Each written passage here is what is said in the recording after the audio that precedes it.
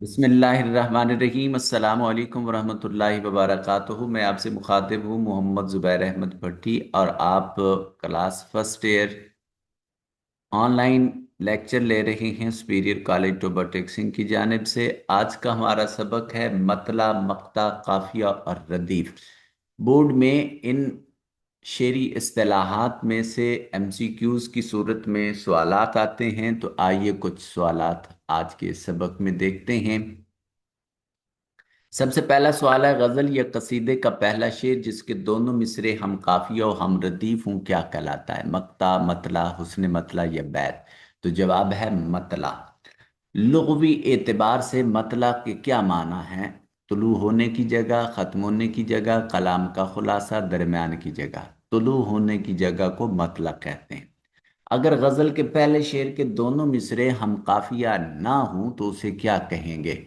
मतला कहेंगे, मक्ता कहेंगे, पहला शेर कहेंगे या फर्द कहेंगे? तो जवाब है कि पहला शेर कहेंगे। सवाल नंबर 4 हमारे पास है, मतला के लिए जरूरी है कि उसके दोनों मिसरे हों क्या? हम वजन, हम काफिया, हम रदीफ, या हम काफिया और हम रदीफ? तो जवाब यह है कि वो हम काफिया और हम रदीफ हूँ। पांचवा सवाल यह है, फकीराना आए सदा कर चले, मियाँ खुश रहो हम दुआ कर चले। इस शेर में मतलब की क्या हैसियत है? ये मतला है, ये मक्ता है, ये हुस्न मतला है, ये मतला सानी है? तो जवाब ये है कि ये मतला है। ये पहला शेर है जिसमें सदा और दुआ दोनों काफिए हैं। कर चले रदीफ, तो दोनों मिसरे काफी, हम काफिया भी हैं और हम रदीफ भी हैं। इस सूरत में इसको मतला करार देंगे। स्टेट नंबर 6, गजल के पहले मतला के बाद अगर दूसरा मतला आए तो उसे क्या कहते हैं? मतला अव्वल, मतला सानी, मक्ता या शाह बैत? तो जवाब है मतला सानी। मतला सानी। मतला सानी को और क्या कहा जाता है, यानी इसका दूसरा नाम क्या है? जेब मतला, हुस्न मतला, तशबीब, गुरेज? तो जवाब है हुस्न मतला। मतला सानी को ही हुस्न मतला कहते हैं। अगली स्टेटमेंट है, कसीदे के आगाज को क्या कहते हैं? मतला, तमहीद, तशबीब, दुआ? तो जवाब है कि मतला। गजल और कसीदे का पहला शेर मतला कहलाता है। नेक्स्ट है जी, मतला गजल में कहाँ वाक़ होता है? आखिर में, दरमियान में, आगाज में, कहीं भी? तो जवाब है आगाज में। नेक्स्ट है, हस्ती अपनी हबाब की सी है, ये नुमाइश शराब की सी है। इस शेर की शेरी इस्तिलाह क्या है? ये शेर मक्ता है, मतला है, रदीफ है या फिर काफिया है? तो इसका दुरुस्त जवाब मतला है। मतले का ताल्लुक किस सनफ़े सुखन से है? सिर्फ गजल से, सिर्फ कसीदा, गजल और कसीदा दोनों से, या मसनवी से? जवाब है गजल और कसीदा दोनों से।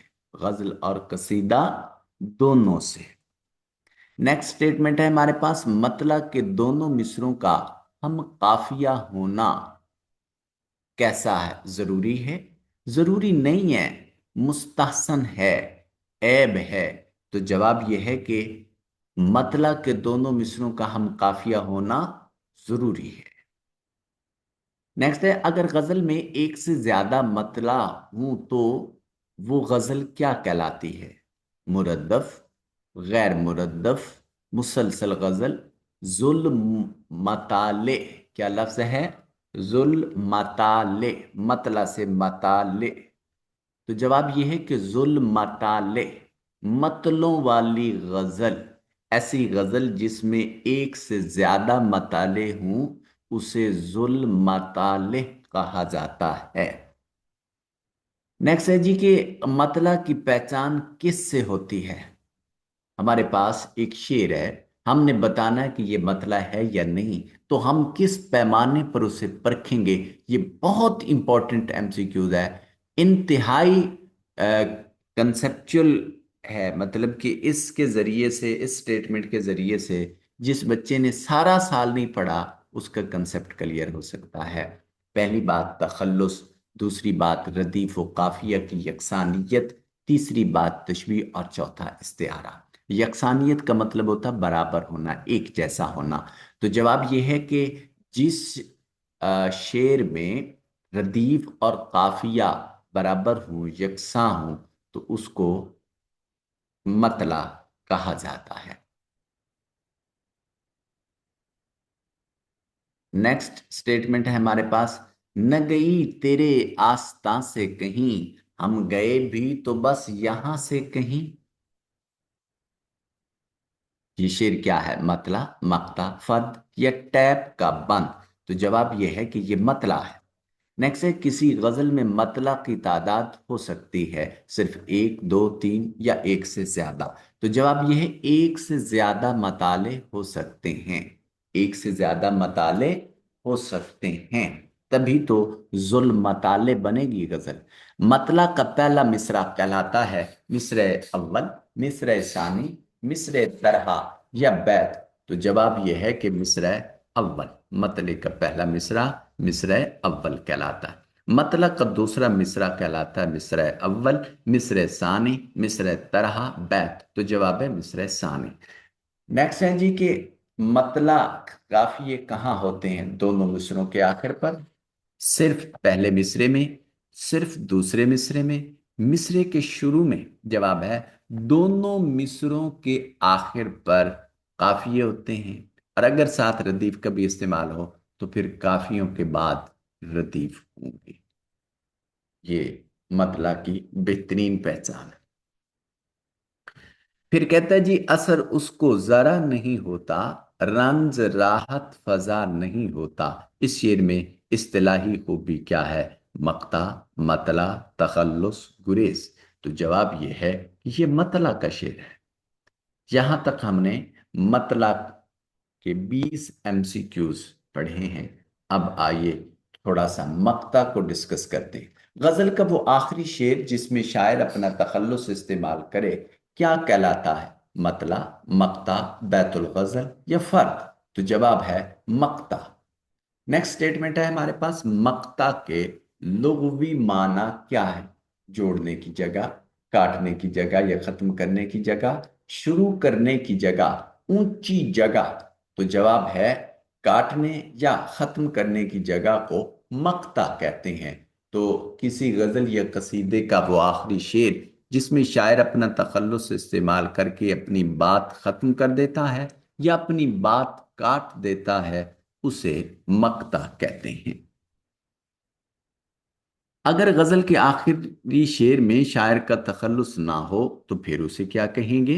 मक्ता, गजल का आखिरी शेर, मतला या शाह बैत। तो जवाब है कि जब गजल का आखिरी शेर हो जिसमें शायर का तखल्लुस है, तखल्लुस ना हो, तो उसे गजल का आखिरी शेर कहते हैं। मक्ता के लिए बुनियादी शर्त क्या है? हम काफिया होना, हम रदीफ होना, तखल्लुस का होना, दुआ होना। तो जवाब है कि तखल्लुस मौजूद होगा तो मक्ता होगा, तखल्लुस मौजूद नहीं है तो फिर मक्ता नहीं। नेक्स्ट स्टेटमेंट है हमारे पास, क्यों सुने अर्ज मुजतरिब मोमिन। ये ए मीर मुझसे गलत लिख हो गया, ये मोमिन खान मोमिन का शेर है। किसका शेर है? मोमिन खान मोमिन का शेर है। क्यों सुने अर्ज़े मुज़तरिब मोमिन।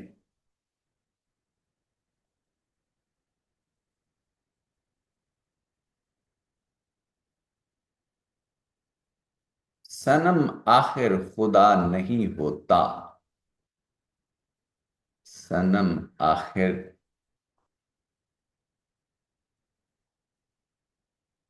खुदा नहीं होता।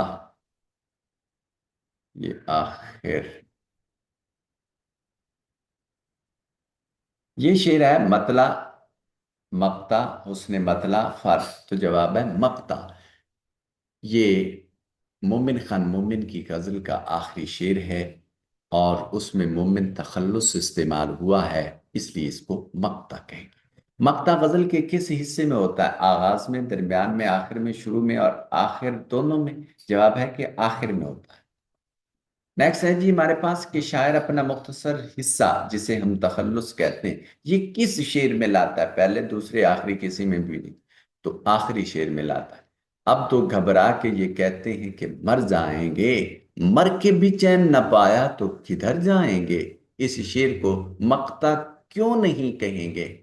نمبر ایک، کیونکہ یہ آخری نہیں ہے، کیونکہ اس میں تخلص نہیں ہے، کیونکہ یہ ہم قافیہ نہیں ہے، کیونکہ یہ طویل ہے۔ طویل کا مطلب ہوتا ہے لمبا۔ تو جواب یہ ہے کہ اس میں چونکہ کسی شاعر کا تخلص نہیں ہے، اس لیے اس کو مقطع نہیں کہتے۔ مقطع میں تخلص عموماً کہاں آتا ہے؟ پہلے مصرے میں، دوسرے مصرے میں، دونوں مصروں میں، یا پھر پہلے یا دوسرے مصرے میں؟ تو جواب یہ ہے کہ یہ شاعر کی اپنی مرضی پہ ڈیپینڈ کرتا ہے، پہلے یا دوسرے مصرے میں وہ کر سکتا ہے۔ اکثر اوقات دوسرے مصرے میں آتا ہے، لیکن یہ کوئی ہارڈ اینڈ فاسٹ رول نہیں ہے کہ اس نے صرف دوسرے میں ہی اپنا تخلص استعمال کرنا ہے۔ غالب برا نہ مان جو باعث برا کہے، ہے کون جو کہ اچھا نہیں ہے۔ یہ کیا ہے؟ مطلب مقطع بیت تضمین۔ تو جواب غالب کا نام آیا ہوا ہے، مقطع ہوگا۔ تخلص کا استعمال کس صنف کی خصوصیت ہے؟ مثنوی، غزل، مرثیہ، رباعی۔ تخلص کا استعمال غزل میں، اگر شاعر آخری شعر کے علاوہ کسی اور شعر میں تخلص لائے تو اسے کیا کہیں گے؟ مقطع۔ تخلص والا شعر، مطلع یا شاہ بیت۔ تخلص والا شعر کہیں گے، مقطع نہیں کہیں گے۔ مقطع کے لیے کمپلسری ہے آخری شعر ہو اور پھر شاعر کا تخلص موجود ہو۔ مقطع کے لغوی معنی قطع کرنا ہے۔ یہ لفظ کس سے مشتق ہے؟ اس کا مطلب ہے کلام کو ختم کرنا، بات شروع کرنا، شعر موزون کرنا، تعریف کرنا۔ اس کا کلام کو ختم کرنا، کلام کو ختم کرنا۔ ظاہر ہے قطع کا مطلب ہوتا ہے کاٹنا، ختم کرنا۔ ہوئے مر کے ہم جو رسوا، ہوئے کیوں نہ غرق کے دریا، نہ کبھی جنازہ اٹھتا نہ کبھی مزار ہوتا۔ یہ شعر کیا ہے؟ مطلع، مقطع، آخری شعر یا فرد؟ تو جواب یہ کہ آخری شعر ہے، اس میں تخلص موجود نہیں ہے، اس لیے اس کو مقطع نہیں کہیں گے۔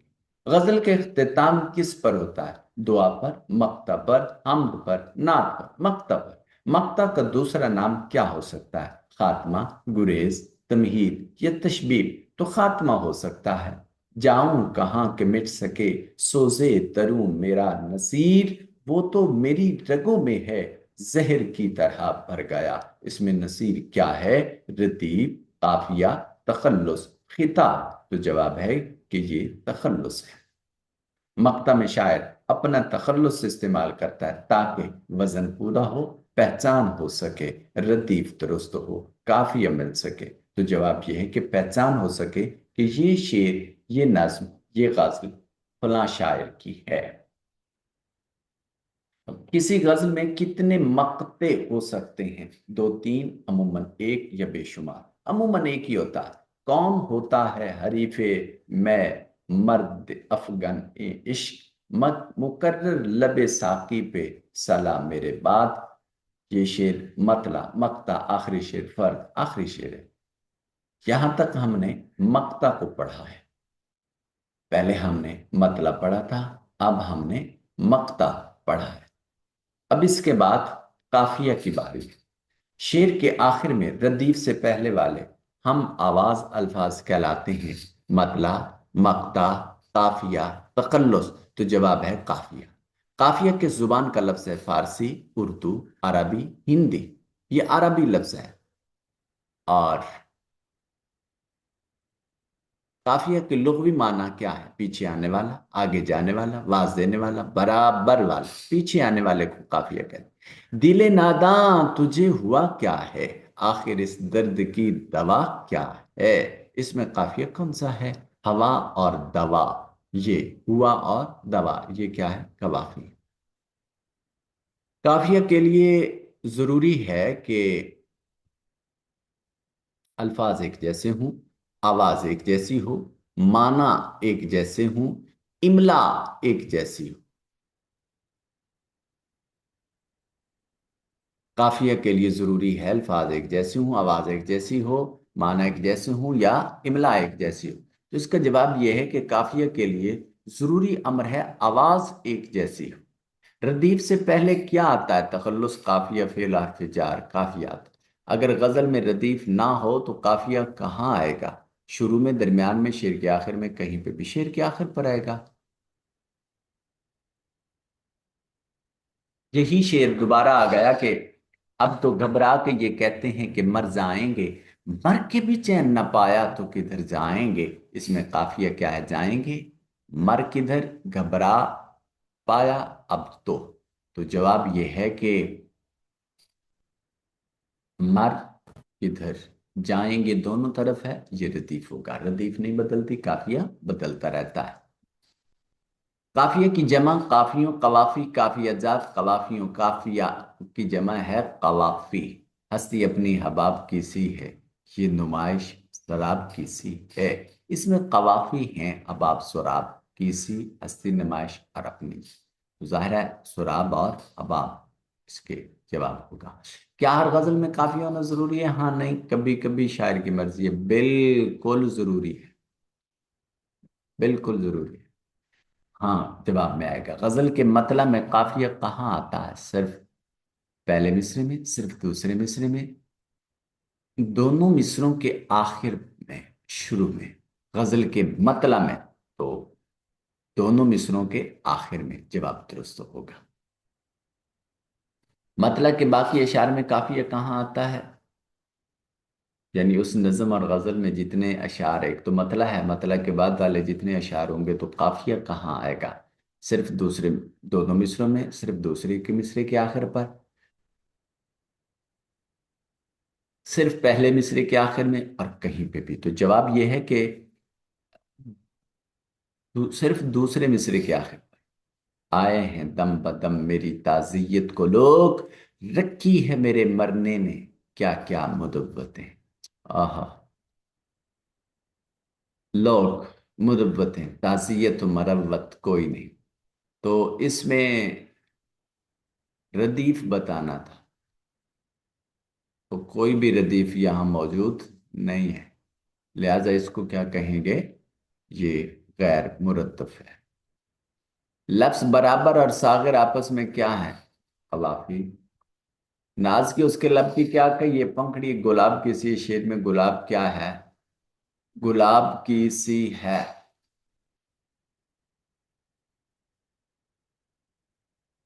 ये काफिया है। सुराब, गुलाब, हबाब, वो आपको याद है। वह गजल में जिसमें रदीफ ना हो, उससे सिर्फ काफिया हो, उसे गैर मुरत्तब कहते हैं। काफिया तब्दील होता है लेकिन उसकी आवाज बरकरार रहती है, आवाज, वजन और आवाज। लब पे आती है दुआ बन के तमन्ना मेरी, जिंदगी शम्मा की सूरत हो खुदाया मेरी। इसमें काफिया बताना है। लब, शम्मा, सूरत, तमन्ना या खुदाया। तो इसका जवाब यह है कि तमन्ना और खुदाया, ये क्या है? इस शेर में कवाफी हैं। काफिया का मुकाम रदीफ के बाद में होता है, पहले होता है, साथ होता है, या ऊपर है? तो इसका जवाब यह है कि पहले होता है, पहले होता है। यहां तक किसी को कोई कंफ्यूजन हो तो आप मुझसे पूछ सकते हैं। आज के लिए इतना ही काफी है। तो फिर किसी का कोई क्वेश्चन है तो आप मुझे चैट रूम में पूछ सकते हैं। बाकी इंशाल्लाह जिंदगी रही तो फिर नेक्स्ट, अगला हिस्सा इसका बाद में पढ़ते हैं।